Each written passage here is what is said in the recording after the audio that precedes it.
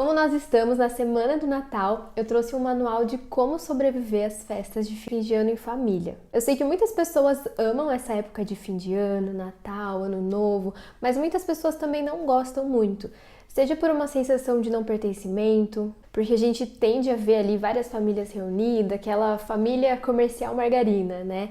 Seja porque muitas vezes a gente não tem uma família para passar o Natal com a gente, ou até porque a gente tem uma família, mas que não é uma família tão comercial margarina assim. Ou por alguma outra questão pessoal. E se você celebra ou não o Natal, esse manual é para as festas de fim de ano como um todo, em que você precisa lidar ali com pessoas que não são tão agradáveis assim. Então pode ser aquelas confraternizações de fim de ano, na tua empresa, no teu trabalho, pode ser sim as festas em família, ou com algumas pessoas ali que não são muito agradáveis.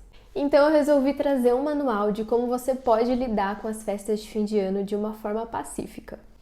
Um dos mais temidos são aqueles famosos comentários indesejados. Ai, os namoradinhos, não vai casar não? Tá ficando muito velha pra ter filho, hein? Nossa, emagreceu, engordou, trabalhando demais, trabalhando de menos. E assim vai. E se você é a pessoa que faz esses comentários, lembra que um elogio nem sempre pode soar um elogio para quem escuta. E que você pode sim fazer os seus comentários e dar a tua opinião, contanto que elas sejam solicitadas. Mas se você é a pessoa que recebe esses tipos de comentários, se liga aqui no nosso manual de como sobreviver às festas de fim de ano em família. Então já pega o caderninho. O primeiro item é estabelecer limites saudáveis. A gente precisa estabelecer os nossos limites até como uma forma de prevenção para a nossa saúde mental. Mas a gente não tem como estabelecer um limite se a gente não sabe qual é ele, né? Eu gosto sempre de pensar em um elástico. Imaginar que se a gente estica ele e não sabe o limite dele, ele pode estourar e machucar uma das partes ou ambas as partes. E é o que geralmente acontece com as nossas emoções. Se a gente deixa passar do ponto e a gente deixa o nosso elástico das emoções estourar, a gente vai acabar se machucando e provavelmente machucando a outra pessoa também. E a gente acaba explodindo com os outros por não conhecer os nossos próprios limites. Vale lembrar que os limites, eles não são impostos, eles são estabelecidos. E de preferência de uma forma respeitosa. Eu sei que pode ser difícil dependendo das pessoas que a gente está lidando, então a gente vai para o item número 2, que é ter uma boa comunicação sendo assertivo. E muitas vezes a gente acha que ser assertivo é o mesmo que ser mal educado ou ser grosseiro, quando na verdade ser assertivo é expressar e estabelecer os nossos próprios limites respeitando nós mesmos e também os outros. Então você pode falar como você se sente, expressar aquilo que você está sentindo sem culpar o outro, sem atacar o outro e virar um cabo de guerra. Por exemplo, diante desses famosos comentários de fim de ano, você pode expressar como você se sente. Fulano, eu não gosto desse tipo de comentário, desse tipo de pergunta, então gostaria que a gente não falasse sobre isso. Percebe como pode ser de uma forma leve?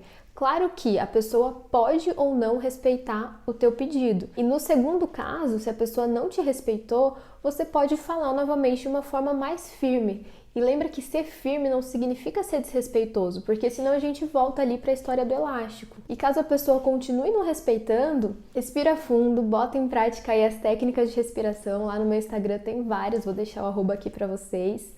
E se for necessário, você pode sair daquele ambiente e se retirar desse tipo de conversa.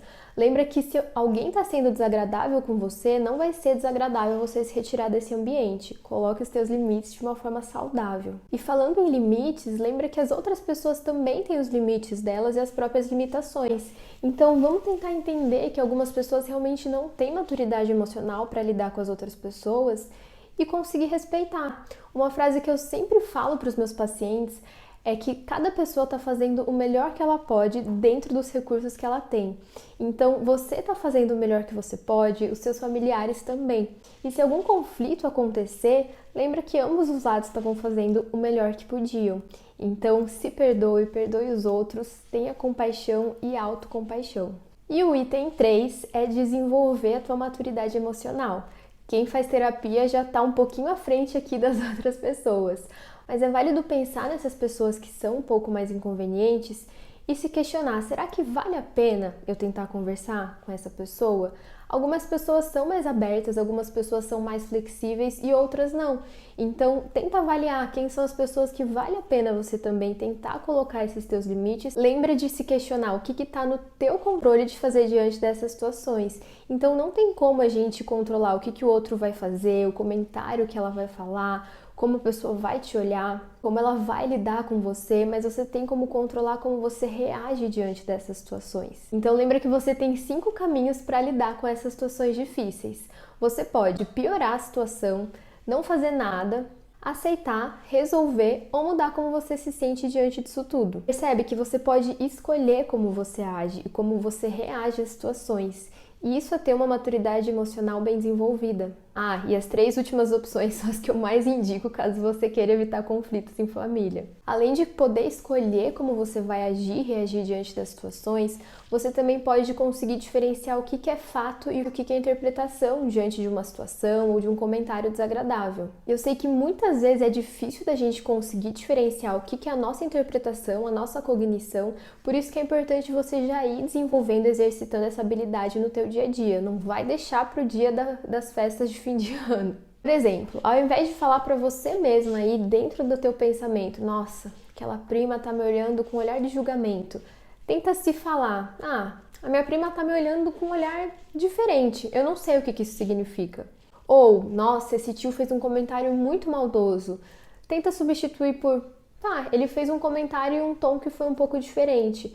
E eu sei que muitas vezes parece óbvio para você que é um comentário maldoso ou que é um olhar de julgamento, mas sempre dê à pessoa o benefício da dúvida. E se condizer ali no momento, pergunta, não fica interpretando e querendo ler mentes.